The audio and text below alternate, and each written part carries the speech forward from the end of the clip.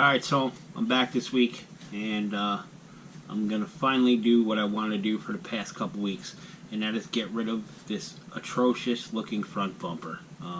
I paid for this bumper, and I tried my best to force myself to like it, and it just wasn't happening. It's too big, it's too bulky, it's bigger than the one that was on there, and it's just too much. So I ended up getting a new bumper. I also picked up a new rear bumper, and I got C-hubs and knuckles for the front axle. So I went with the same company that I bought the axles, the SSD ones. So we got some aluminum C-hubs and some aluminum knuckles. So these are from SSD. So I'm going to do those, and then what we really came here for was to lose this front bumper. So I ended up going with a scalar fab front bumper. It's a small little front bumper, SCX10II narrow front bumper with trail bar, shackle mounts, Jeep Rubicon deadbolt G6. That's what I went with. And then for my rear bumper, I went with scalar fab again, and I grabbed this SCX10II rear bumper Jeep Rubicon. I didn't think this bumper was going to be as big as it was, but we're going to see how it fits once I tuck it up underneath the body. I think it's going to be a pretty good fit. So you may notice, or you may not, some stuff missing from my body. Door handles, mirror. If you stay tuned to the end of the video, you're going to find out why, and you're going to find out what next week's video is going to be about. So get started. I'm going to get this bumper off. I'm going to probably throw it in the trash. Not really, but it's definitely going away. Alright, so I got the old one off. I'll do one side, just on camera. I believe all you need is the bearings. It looks like it comes with all the hardware.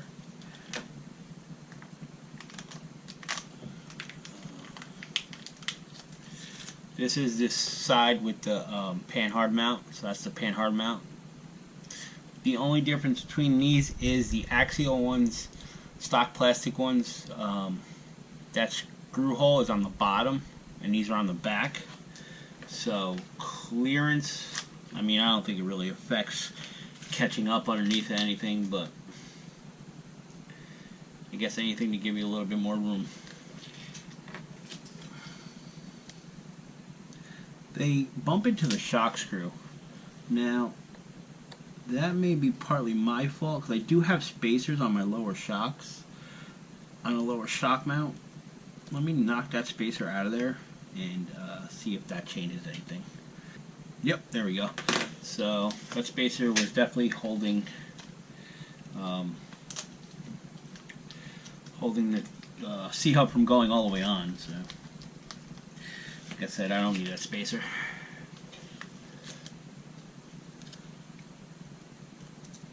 And then they'll thread from underneath. So it should look alright. So that's on.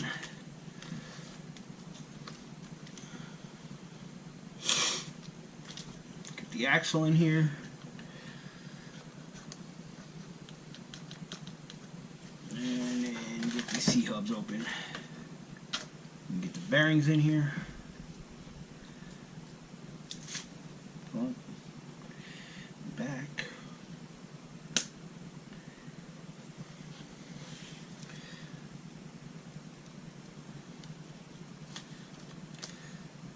Alright.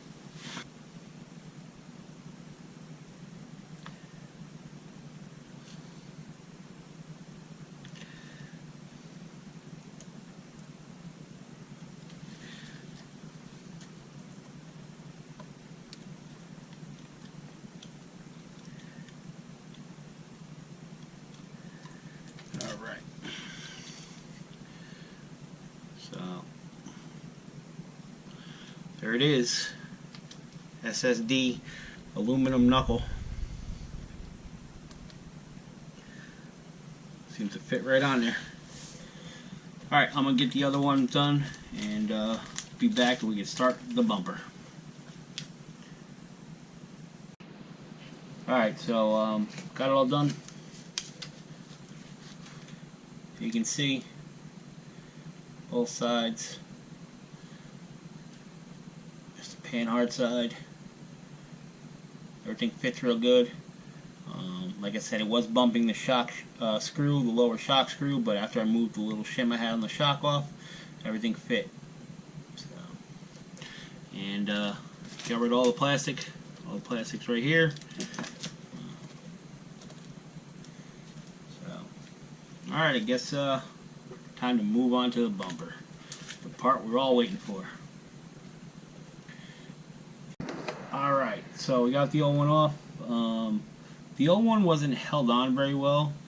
It was held on by 2 screws on this side, very tight together screws. They were very close. And I had 1 screw right in here, which is part of the battery tray mount. And I didn't have any room. I couldn't get to either one of these holes. Same thing on this side. I had 2 holes over here.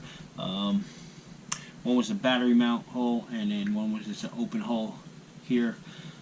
So I'm hoping this one's gonna mount better, and I believe it's going to, because you can kind of see how the mounts are on this one. They're definitely 2 different mounts, and one's higher up than the other. So that's what, there we go. So I can use the front screw, the original bumper screw hole, and then the back hole on this side. Let me look on this side.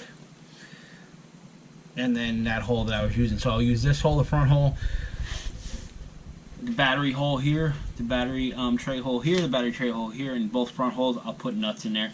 But this thing is definitely going to suck in way closer to the body. I mean, it's going to be tight. So let's get it mounted up. Let me get some new screws. Gotta loosen that side up, I think. Get the bumper squared up a little bit here.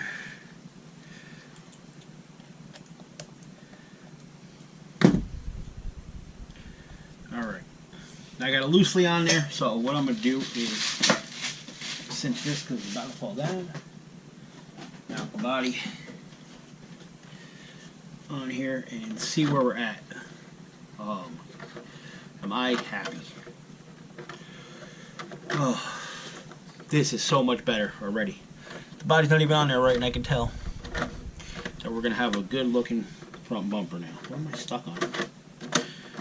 Alright.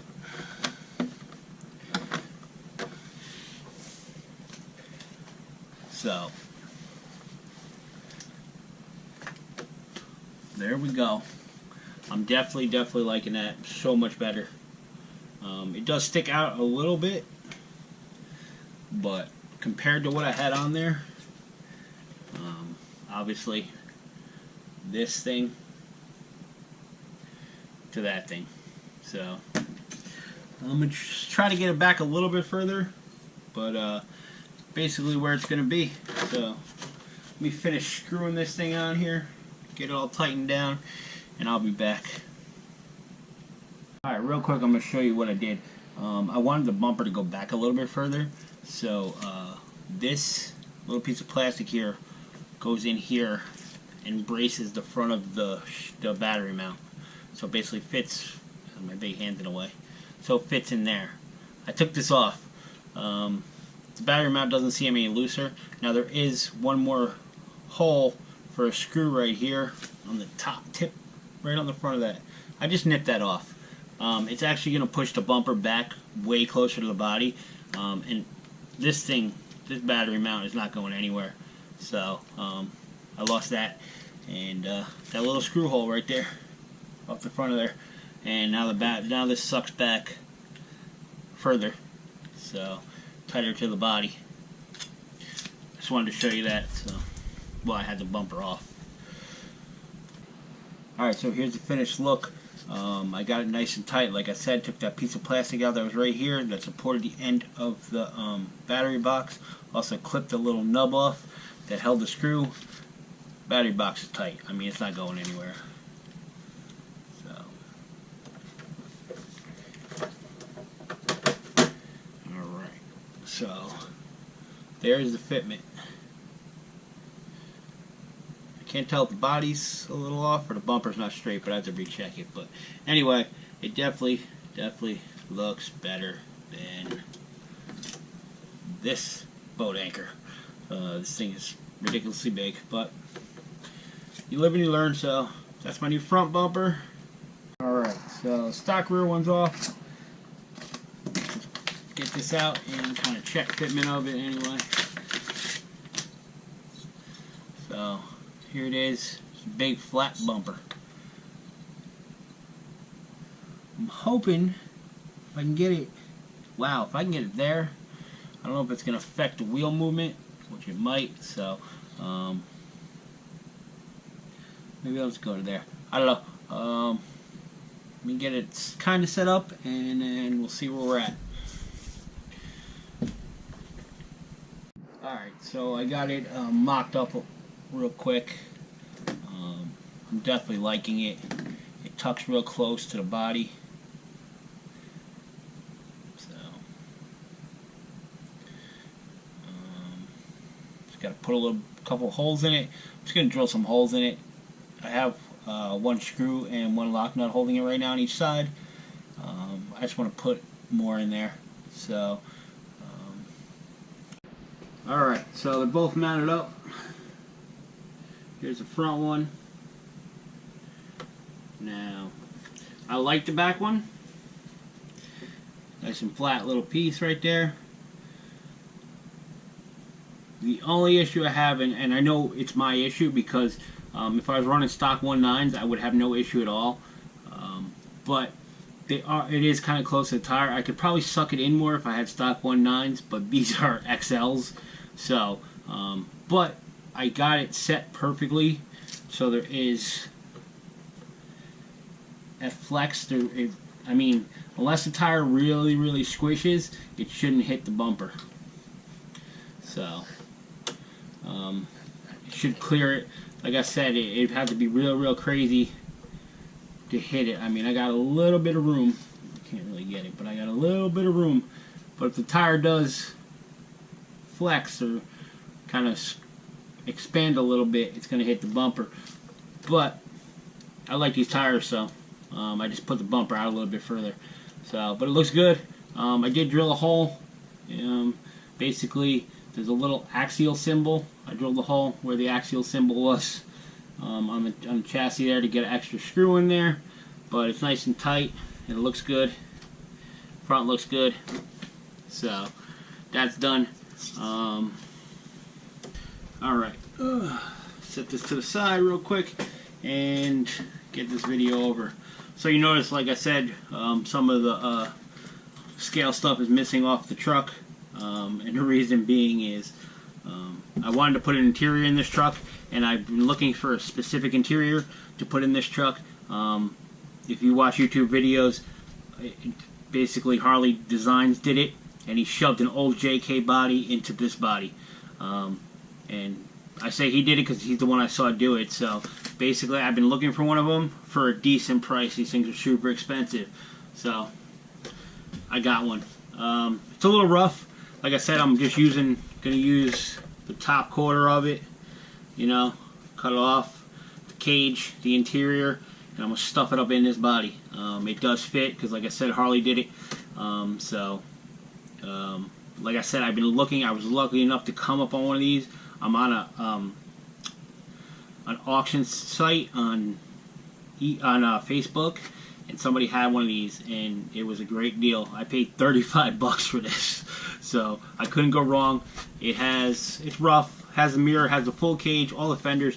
There is some broken spots, which is why I'm kind of doing this video right now, because I'm going to repair this. I was going to put this in this week, but I'm going to repair all this, all the cracked Lexan.